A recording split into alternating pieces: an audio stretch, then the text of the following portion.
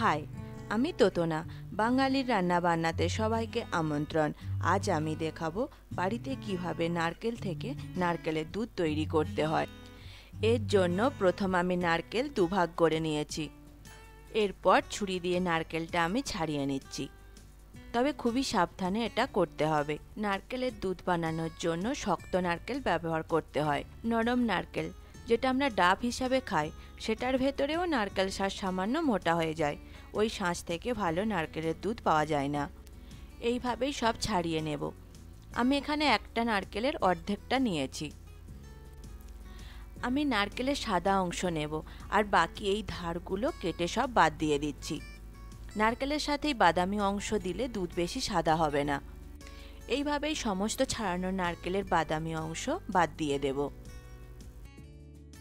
আর ছাড়ানো নারকেলগুলো ছোট টুকরো টুকরো করে নেব। এবার আমি পরিষ্কার জল দিয়ে নারকেল ধুয়ে মিক্সির মধ্যে দেব।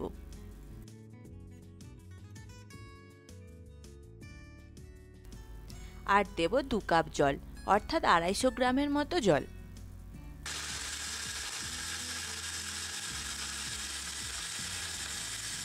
নারকেল ভালোভাবে পেস্ট হয়ে গেছে।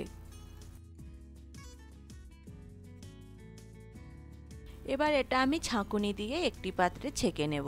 ছাঁকুনিতে নারকেলের পেস্ট দেবার পর হাত দিয়ে সামান্য চাপ দিচ্ছি।